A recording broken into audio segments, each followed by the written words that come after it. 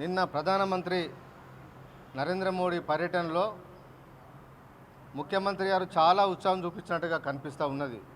రాష్ట్ర హోంశాఖ మంత్రిగా ఉండి ఒక దిక్కు బండి సంజయ్ కొడుకు బండి భగీరథ్ ఒక మైనర్ అమ్మాయిని మోసం చేసిన దాని మీద పేట్ బషీర్బాగ్ పిఎస్లో 8 తారీఖు రోజు సాయంత్రం 6 గంటలకు పిటిషన్ ఇచ్చడానికి పోతే రాత్రి 12 అయినా ఎఫ్ఐఆర్ నమోదు చేయకుండా తాత్సారం చేసిన అంశం మీద ముఖ్యమంత్రి గారు దృష్టి పెట్టకుండా ప్రధానమంత్రి పర్యటన మీదే పూర్తిగా దృష్టి పెట్టిండు. ఈ రాష్ట్రంలోని పోలీస్ యంత్రాంగం పూర్తిగా దాని మీదే దృష్టి పెట్టింది. ప్రధానమంత్రి పర్యటనకు వస్తే బీఆర్ఎస్ పార్టీ కానీ బీఆర్ఎస్ విద్యార్థి విభాగం కానీ ఎక్కడ బంద్కు పిలుపునియలేదు.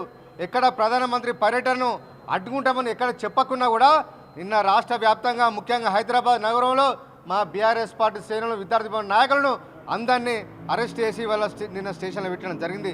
అదేవిధంగా ఇవాళ హౌస్ అరెస్టులు మా విద్యార్థి నాయకులను ఎక్కడికక్కడ నగరంలో ఇవాళ అరెస్ట్ చేస్తూ ఉన్నారు. ముఖ్యమంత్రి గారు ఇవాళ విద్యా ప్రణాళిక పేరు మీద ఎల్బీ స్టేడియంలో సాయంత్రం ఇవాళ మీటింగ్ పెట్టబోతూ ఉన్నాడు. ప్రభుత్వం వచ్చి అధికారంలోకి వచ్చి 2.5 సంవత్సరాలైనా ఇప్పటి వరకు ఈ రాష్ట్రంలో విద్యా ప్రణాళిక లేకుండా ఇవాళ చివరి దశలో ప్రభుత్వం కాలం అయిపోయిన తర్వాత ఇవాళ ప్రణాళికల పేరు ఇవాళ సదస్సు నిర్వహిస్తూ ఉన్నారు. దానికి కూడా మేము బంధు పిలుపు లేకున్నా కూడా ఇవాళ మా విద్యార్థి నాయకులు అందరినీ ఇవాళ హైదరాబాద్ సిటీ మొత్తంలో ఇవాళ హౌస్ అరెస్ట్ చేసి చాలామంది పోలీస్ స్టేషన్లో తీసుకెళ్ళి ఇవాళ పోలీస్ స్టేషన్లో పెట్టారు. ఇవాళ నాకు కూడా నా ఎంబడి ఇవాళ పోలీసు వాళ్ళు పెట్టారు. ఎందుకింత భయం అని చెప్పి ఇవాళ ముఖ్యమంత్రి గారిని ఇవాళ మేము ప్రశ్నిస్తూ ఉన్నాం. శాంతి భద్రత ముఖ్యమంత్రి గారికి ప్రేమ లేదు. మైనర్ అమ్మాయిని ఒక కేంద్ర హోంశాఖ మంత్రి కుమారుడు ఇవాళ ఇబ్బంది పెట్టిన దాని మీద వాళ్ళు పిటిషన్ ఇచ్చినా కూడా ఇప్పటి వరకు కూడా అతను అరెస్ట్ చేయకపోవడం దానికి అంతరం ఏంటంటే ఈ రాష్ట్రంలో కాంగ్రెస్ బీజేపీ రెండు కలిసిపోతున్నాయనడానికి ఈ యొక్క నిర్లక్ష్యమే వారిని అరెస్ట్ చేయకుండా ఉండడాన్ని ఇవాళ ఒకటే కలిసిపోతున్నడానికి ఇదే నిదర్శనంగా ఇవాళ మేము భావిస్తూ ఉన్నాం.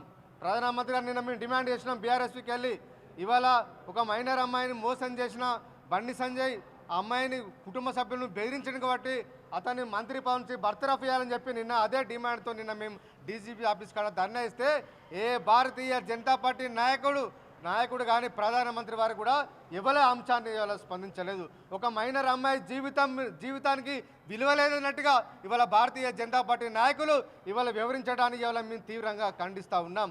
ఇవాళ ఎవరు తప్పు చేసినా సొంత పార్టీ నాయకులు తప్పు చేసినా శిక్షించాల్సిన భారతీయ జనతా పార్టీ నాయకులు ఇవాళ మౌనంగా ఉండడాన్ని ఇవాళ అలాంటి ఉదాంతాలు మీరు ప్రోత్సహిస్తున్నారు అని చెప్పి ఇవాళ భారతీయ జనతా పార్టీని మేము ప్రశ్నిస్తూ ఉన్నాం.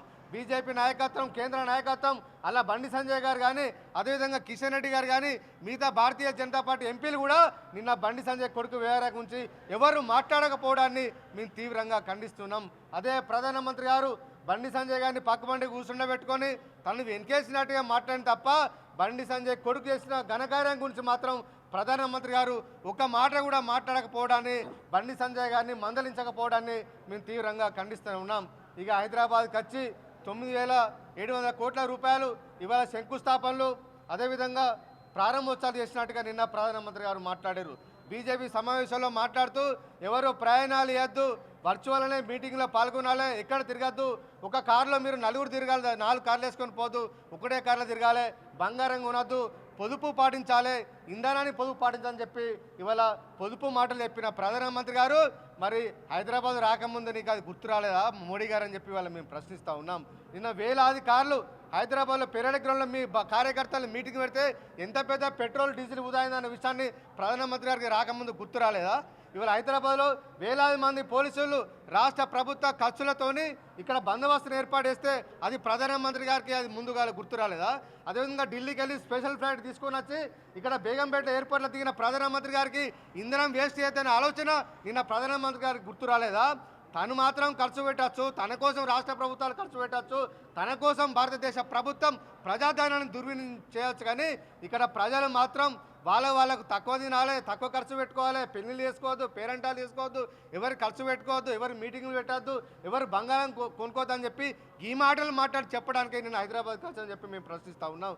నిజంగా నీకంతా పొదుపు పాటించిన ఆలోచన ఉంటే నిన్న 9,000 కోట్ల రూపాయలు ఇవాళ శంకుస్థాపనలు అవి చేసే క్రమంలో కూడా ఢిల్లీలో ఉండి వేయాల్సింది, అదే హైదరాబాద్కి చేయాల్సిన అవసరం ఉంది. ఢిల్లీలో ఎయిర్పోర్ట్లోనో లేకపోతే ఢిల్లీలో ప్రధానమంత్రి కార్యాలయం ఉండి అప్పుడే వర్చువల్గా చేస్తే ఇంత పెద్ద ప్రజాధనం దుర్వినియోగం కాకుండా ప్రభుత్వానికి కూడా ఆదాయ పరిస్థితి ఉండేది కదా.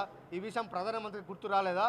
అంటే ప్రధానమంత్రి గారు తను ఏదైనా చేయొచ్చు, కానీ ప్రజలు మాత్రం ఏం చేయొద్దు. ప్రజలు పొదుపు పాటించాలా.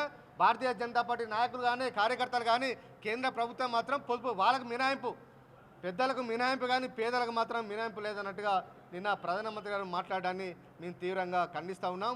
ప్రధానమంత్రి గారు కొత్తగా తెలంగాణకు చేసింది ఏం లేదు, కొత్తగా నిధులు తీసుకొచ్చింది ఏం లేదన్న విషయాన్ని ఇవాళ తెలంగాణ ప్రజలందరికీ తెలుసు.